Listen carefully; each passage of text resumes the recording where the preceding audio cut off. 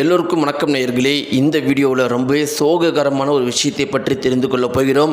நம்முடைய முதலமைச்சர் அவங்களுடைய மனைவி சங்கீதா குறித்து ஒரு மிக பெருமளவுக்கு அதிர்ச்சிகரமான தகவல் வெளியாகி இருக்குது. அவங்களுடைய உடல்நிலை மிக பெருமளவுக்கு மோசமாக இருந்த அந்த கடைசி நிமிஷத்தில் தன்னுடைய மருத்துவர்கள்கிட்ட ஒரு முக்கியமான விஷயம் சொல்லியிருக்கிறாங்க. அந்த குறிப்பிட்ட விஷயம் இன்றைக்கி வெளியாகி ஒவ்வொருத்தரையுமே கண்கள் கலங்க வைத்திருக்குது. தன்னுடைய கடைசி ஆசையாக கூட அவங்க இந்த விஷயத்தை தான் மருத்துவர்கள்கிட்ட சொல்லியிருக்கிறாங்க. அந்த மருத்துவர்கள் இன்றைக்கி இதை வெளியே சொல்லி எல்லாரையுமே கண்கள் கலங்க வச்சிருக்கிறாங்க. சங்கீதா அவர்கள் தன்னுடைய கடைசி நேரத்தில் கூட என்ன சொன்னாங்க அப்படிங்கிறத அந்த அதிர்ச்சிகரமான தகவலை ஒவ்வொருத்தரையுமே கண்கள் கலங்க வைத்த அந்த குறிப்பிட்ட தகவலை பற்றி தான் நம்ம தெரிந்து கொள்ள போகிறோம். நேயர்களை வாங்க வீடியோக்குள்ளே போகலாம். நீங்கள் நம்முடைய சேனலுக்கு புதியவராக இருந்தால் சப்ஸ்கிரைப் பண்ணுங்க. நேயர்களே, முதலமைச்சர் விஜய் அவர்களும் சங்கீதா அவர்களும் பிரிஞ்சு இதோட ஒரு 7-8 மாதம் ஆக போகுது. முதல் முறையாக பார்த்தீங்கன்னா முதலமைச்சர் விஜயோட நான் டைவர்ஸ் வாங்குறேன் அப்படின்னு சங்கீதா அவர்கள் சொன்ன உடனே ஒட்டுமொத்த இந்தியாவே மிக பெரும் அளவுக்கு பரபரப்பை ஏற்படுத்தின விஷயமா அதுதான் இருந்துச்சு. இத்தனைக்கும் எலெக்ஷனுக்கு சரியாக 30 நாட்களுக்கு முன்னாடி இப்படிப்பட்ட ஒரு ஹியரிங் கோர்ட்டில் இருந்து வந்ததுனால எல்லாருமே என்ன நினச்சிக்கிட்டாங்கன்னா, சங்கீதா அவர்கள் திமுக கிட்ட காசு வாங்கிக்கிட்டு இப்படி பண்ணிட்டாங்க அப்படிங்கிற ஒரு மிகப்பெரிய அளவுக்கு பொருளை ஒட்டுமொத்த இந்தியா முழுக்கவே பரவிட்டு இருந்துச்சு. என்னதான் அதை 50% பேர் நம்பலினாலும் 50% பேர் நம்ப தான் செஞ்சாங்க. ஆனால் எலெக்ஷன் முடிஞ்ச பிறகு தான் அதன் பிறகு ஒரு அதிர்ச்சிகரமான உண்மை வெளியே வருது. சங்கீதா அவர்கள் எலெக்ஷனுக்கு 30 நாட்களுக்கு முன்னாடி இந்த டைவர்ஸை அப்ளை பண்ணலை அப்படிங்கிறதும் 1.5 வருஷம் 2 வருஷத்துக்கு முன்னாடியே பண்ணியிருக்கிறாங்க.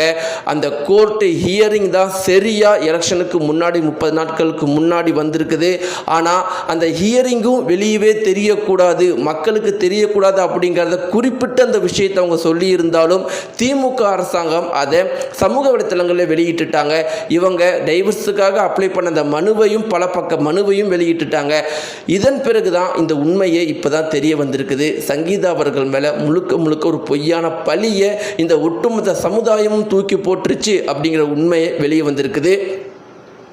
இப்படி இருக்கிறப்ப இந்த ஒரு குறிப்பிட்ட விஷயம் சங்கீதா அவர்களை பிடித்தவர்களுக்கே ரொம்பவே கஷ்டமாக இருக்கும்போது சங்கீதா அவர்களுக்கு அந்த எலெக்ஷனுக்கு 30 நாட்களுக்கு முன்னாடி ஒட்டுமொத்த தமிழகமும் ஒட்டுமொத்த இந்திய மக்களும் இப்படி எலெக்ஷனுக்கு 30 நாட்களுக்கு முன்னாடி கட்டின கணவருக்கே துரோகம் பண்ணுறியேன்னு அந்த பொய்யான தகவலை நம்பி சொல்லும்போது அவங்களுக்கு எந்த அளவுக்கு கஷ்டமாக இருக்கும் அப்படிங்கிறத கண்டிப்பாக ஒவ்வொருத்தருமே யோசிச்சாகணும். இப்படியெல்லாம் இருக்கும்போது நேயர்களே, இன்றைக்கி ஒரு தகவல் வெளியாகி எல்லார் மத்தியிலுமே மிக பெரும் அளவுக்கு சோகத்தை ஏற்படுத்தியிருக்குது.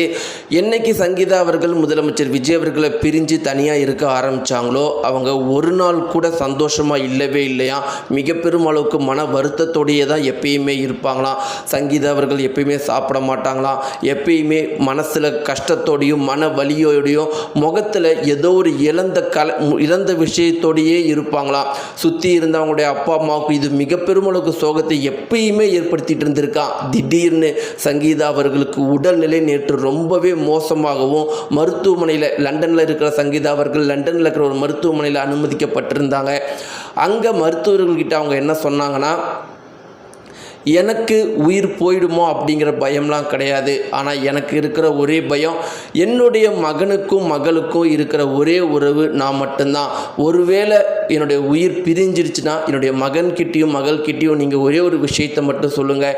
அம்மா உண்மையாக எப்போ சந்தோஷமாக இருப்பேனா, மகனும் மகளும் 2 பேரும் நல்ல வாழ்க்கையில் வாழ்ந்து நல்லா முன்னேறும் போது மட்டும்தான் சந்தோஷமாக இருப்பாங்கிற ஒரு விஷயத்தை மட்டும் சொல்லுங்கன்னு சங்கீதா அவர்கள் அந்த ட்ரீட்மெண்ட்டுக்கு அனுமதிக்கப்படுற முன்னாடி கூட மருத்துவர்கள்ட்ட சொன்னாங்களாம். ஆனால் மருத்துவர்கள் அவங்களுடைய முழு திறமையும் பயன்படுத்தி சங்கீதா அவர்களை நல்ல நிலைமைக்கு கொண்டு வந்துட்டாங்களாம். ரொம்ப முக்கியமாக முதலமைச்சர் விஜய் அவர்களுக்கும் இந்த விஷயம் தெரிவிக்கப்பட்டு அவரும் ஃபோனில் பேசியிருக்கிறதா சொல்லப்படுது. அதன் பிறகு இப்போ சங்கீதா அவர்கள் கொஞ்சம் நல்ல நிலையில் இருக்கிறாங்க அப்படின்னு சொல்லப்படுது. நேயர்களே, நீங்கள் என்ன நினைக்கிறீங்க? முதலமைச்சர் விஜய் அவர்கள் என்ன சொல்லியிருப்பார் அப்படின்னு நினைக்கிறீங்க? உங்களுடைய கருத்தையும் அதே மாதிரி சங்கீதா அவர்கள் தன்னுடைய அந்த கடைசி நேரத்தில் கூடிய தன்னுடைய மகனும் மகளும் வாழ்க்கையில் நல்ல நிலையில் வரணும் அப்படிங்கிறத தான் நோக்கமாக வச்சுருக்கிறாங்க. இதை பற்றின உங்களுடைய கருத்துக்களை மறக்காமல் தெரிவிங்க. நன்றி.